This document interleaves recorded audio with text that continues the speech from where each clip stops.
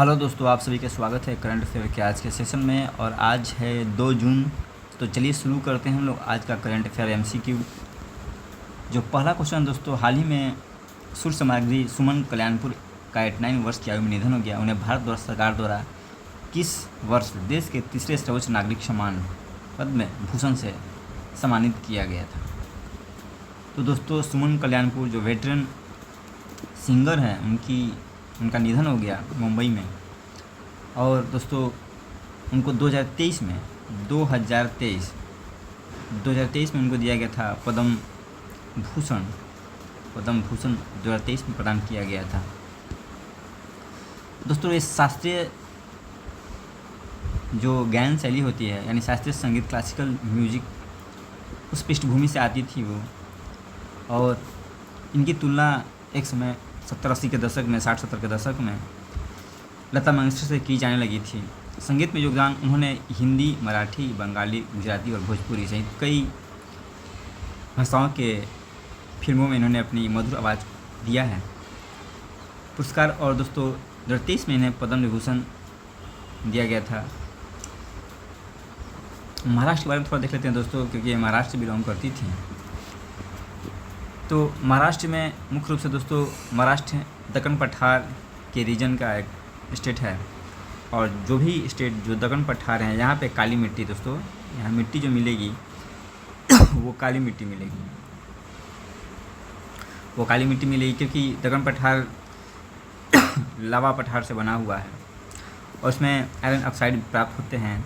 तो काली मिट्टी मिलेगी। काली मिट्टी कपास के लिए उपयुक्त होती है। क्यों होती है? क्योंकि इसमें आयरन के ऑक्साइड हैं और ये क्ले पार्टिकल्स होती हैं, बहुत महीन पार्टिकल्स होती हैं। और ये जो वाटर होता है उसकी कैपेसिटी, नमी धारण करने की क्षमता इनकी अधिक होती है। तो बहुत ज़्यादा मात्रा में ये जल को धारण कर सकती हैं। तो ये मिट्टी ज़्यादा जल धारण करने पे चिपचिपी टाइप की हो जाती है और सूखने पे इसमें दरार पड़ जाता है। और काफ़ी एयरी होती हैं दोस्तों। इसमें मिट्टी के अंदर जो हवा का मूवमेंट है वो जाता है, तो इस काफ़ी ये उपजाऊ मिट्टी होती है। और काली मिट्टी कपास की खेती के लिए, गन्ना की खेती के लिए बहुत ज़्यादा लाभदायक होती है। तो ये तो मिट्टी के बारे में बता दिया। अब नदियों के बारे में थोड़ा देख लेते हैं दोस्तों। जो हमारा महाराष्ट्र है, यहाँ की जो प्रमुख नदी है गोदावरी नदी है। गोदावरी, नंदा, ताप्ती। तो दोस्तों, ताप्ती और गोदावरी, कृष्णा, ये सब इसकी यहाँ से प्रमुख बहने वाली नदियाँ हैं। गोदावरी, ये देखिए दोस्तों, गोदावरी नदी, गोदावरी रिवर, ये है गोदावरी रिवर। और दोस्तों, एग्जाम में पूछा जाएगा कि इसकी सहायक नदी कौन सी है। तो पहला सहायक नदी दोस्तों ये प्रवरा, जो एग्जाम में पूछा जाता है, प्रवरा नदी इसकी पहली सहायक नदी है। और मुल्ला, देखिए दोनों, प्रवरा मुल्ला जाकर प्रवरा मिलती है। प्रवरा जाके ये भी पूछ सकते हैं दोस्तों कि कौन बाएं साइड से मिलती है, कौन लेफ़्ट से मिलती है, कौन राइट से मिलती है। तो ये सब राइट से मिलने वाली नदियाँ हैं। और यहीं पे देखिए नाथ सागर डैम है, ठीक है। इसके बाद दूसरी इम्पॉर्टेंट नदी है दोस्तों पूर्णा नदी। देखिए पूर्णा रिवर, ये आके यहाँ मिल रही है। पूर्णा और दुधना, ये दुधनन, ये इसमें आके यहाँ मिली। तो ये दोस्तों ये लेफ़्ट साइड से आके मिल रही हैं। तो याद रखिएगा, यहाँ पे 2 नदी हो गई, प्रवरा और मुल्ला। और ये हो गया पूर्णा और ये हो गया दुधवा। ये इंपॉर्टेंट नदियाँ हैं। पेनगंगा, ये भी दोस्तों नदी इसकी सहायक नदी है गोदावरी की। पेनगंगा दोस्तों आके ये इधर इस साइड मिलेगी, ये भी सहायक नदी है पेनगंगा। इसके बाद एक इंद्रावती नदी जो छत्तीसगढ़ से आती है, इंद्रावती रिवर, ये छत्तीसगढ़ से आके यहाँ मिलती है। इंद्रावती रिवर छत्तीसगढ़ से आके मिलती है यहाँ पे। भीमा रिवर दोस्तों, भीमा, देखिए भीमा तो कृष्णा की सहायक नदी है। भीमा देखिए महाराष्ट्र से निकलती है, ये महाराष्ट्री जन से आकर देखिए यहाँ पे कृष्णा नदी से मिल रही है। मंजरा नदी दोस्तों, ये भी प्रमुख सहायक नदी है। मंजरा, इसी पर निजाम सागर लेक है। मंजरा भी गोदावरी की सहायक नदी है। ये राइट से आके मिल रही है मंजरा। ये सब प्रमुख नदियाँ हैं दोस्तों। वर्धा भी पूछा जाता है एग्जाम में। वर्धा, देखिए वर्धा रिवर आके यहाँ मिल रही है गोदावरी में। ये सब प्रमुख नदियाँ हैं। गोदावरी दोस्तों जो नासिक के त्र्यंबकेश्वर से निकलती है, इसे बूढ़ी गंगा या दक्षिण गंगा भी कहा जाता है। बूढ़ी गंगा या दक्षिण गंगा ये एग्जाम में बहुत तेरह बार पूछा जा चुका है। कृष्णा रिवर ये महाबलेश्वर से निकलती है, महाबलेश्वर से निकलती है। इसकी प्रमुख सहायक नदी भीमा रिवर है। ताप्ती और नर्मदा पूर्व से पश्चिम में बहने वाली ये नदियाँ हैं। और ये जो बार बार एग्जाम में पूछा जाता है, ये भ्रंश घाटी से यानी रिफ्ट वैली से होकर बहती है, भ्रंश घाटी से। बताएंगे रिफ्ट क्या होता है दोस्तों, ये अरब सागर में गिरती हैं। मृदा तो बता दिया, काली मिट्टी यहाँ मिलती है। जीआई टैग दोस्तों, यहाँ पे जो प्रमुख राष्ट्रीय उद्यान है तडोबा अंधारी टाइगर रिजर्व और संजय गांधी राष्ट्रीय उद्यान मुंबई, नवेगांव राष्ट्रीय उद्यान, ये 3 राष्ट्रीय उद्यान प्रमुख है। जीआई टैग में हापुस आम, महाबलेश्वर स्ट्रॉबेरी और नागपुर का संतरा। नागपुर संतरा के लिए फेमस है।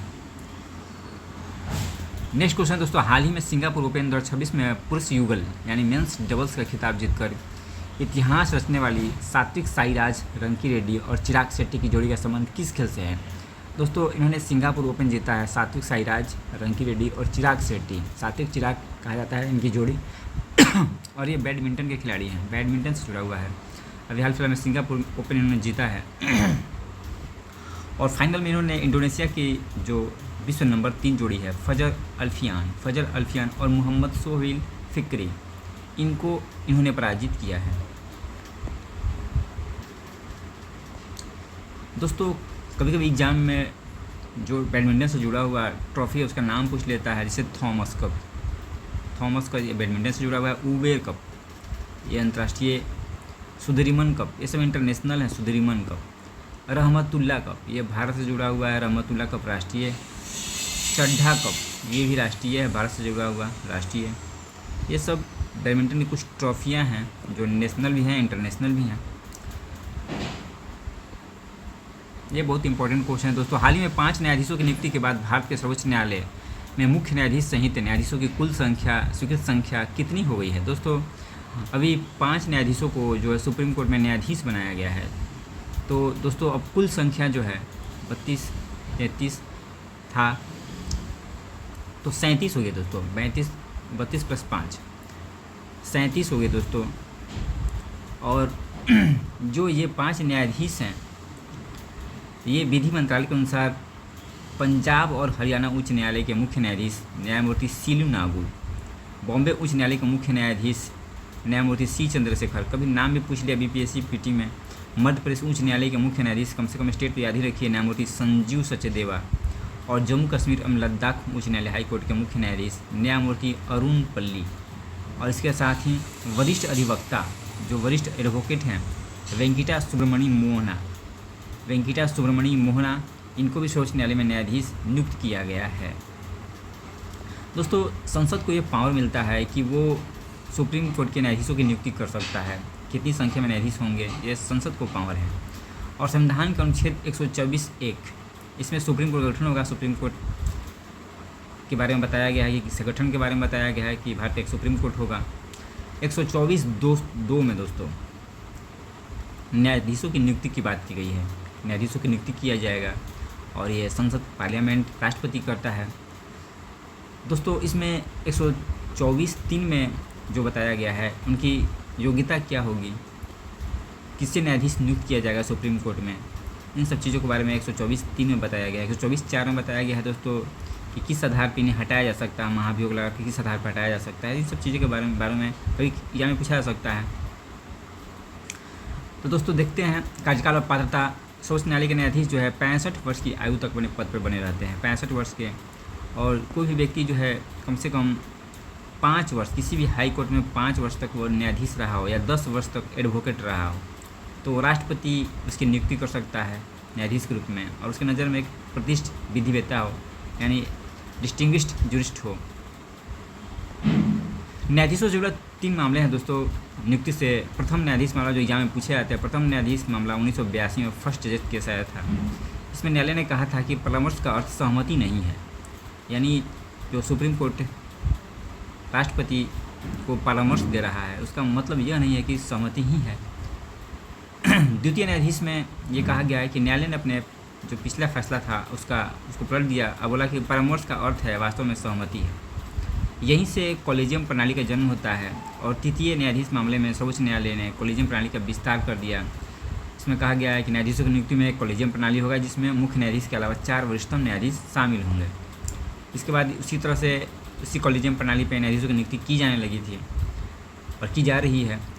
99वां संविधान संशोधन अधिनियम 2014 के द्वारा एक राष्ट्रीय न्यायिक नियुक्ति आयोग बनाया गया था, NGAC act, national judicial appointments commission की स्थापना की गई थी, जिससे सर्वोच्च न्यायालय ने 2015 में जो 4th जजेस केस आया, न्यायपालिका की स्वतंत्रता का हनन मानते उसे अनकॉन्स्टिट्यूशनल, असंवैधानिक घोषित कर दिया, उसको निरस्त कर दिया। दोस्तों नेक्स्ट है, हाल ही में किस सरकारी विभाग ने भारत के उद्योग और आंतरिक व्यापार पारिस्थितिकी तंत्र में बहुभाषी डिजिटल भाषाओं को मजबूत करने के लिए डिजिटल इंडिया भाषणी डिवीजन के साथ समझौता ज्ञापन पर हस्ताक्षर किया है। यानी सीधे है कि डिजिटल इंडिया भाषणी डिवीजन है किसके साथ समझौता ज्ञापन पर हस्ताक्षर किए हैं, तो ये किया गया दोस्तों उद्योग और आंतरिक व्यापार संवर्धन विभाग, DPIIT, इसके साथ ही ये समझौता किया गया है।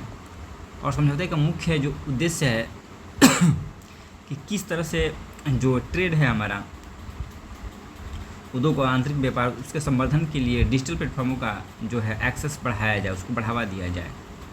भाषणी प्लेटफॉर्म, दोस्तों भाषणी प्लेटफॉर्म क्या है, इसे इलेक्ट्रॉनिक्स और सूचना प्रौद्योगिकी मंत्रालय द्वारा शुरू किया गया है। भारत का ये आर्टिफिशियल इंटेलिजेंस आधारित भाषा अनुवाद प्लेटफॉर्म है, यानी ये भाषाओं का अनुवाद करता है।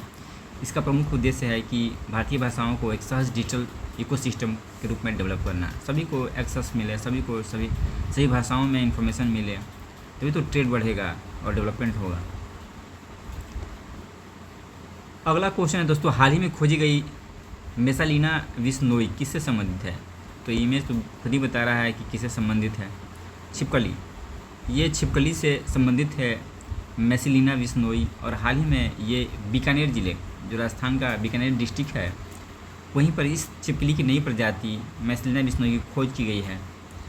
और बिश्नोई समुदाय, राजस्थान का बिश्नोई समुदाय जो जीव जंतु है, वन्य जीव, उनके संरक्षण के लिए काफ़ी फेमस है। इसी सलमान खान का एक मामला भी है, जिन्होंने एक हिरण का शिकार किया था। बिश्नोई समुदाय के काफ़ी इनसे नाराज़ हैं दोस्तों, तो ये छिपकली से संबंधित है। अगला है, हाल ही में ICC ने किस देश के क्रिकेट बोर्ड को प्रशासनिक नियमों के उल्लंघन के कारण निलंबित किया? तो कनाडा। ICC ने जो कनाडा को जो है जो क्रिकेट बोर्ड है, प्रशासनिक नियमों के उल्लंघन के कारण उसको निलंबित किया है, सस्पेंड कर दिया है। ICC के बारे में पूछ सकता है तो इसकी स्थापना 1909 में, इसका ज़्यादा पूछता है मुख्यालय कहाँ है। ICC का मुख्यालय दुबई में, और उसके वर्तमान अध्यक्ष पूछता है जैसा, सदस्य देश तो नहीं पूछेगा।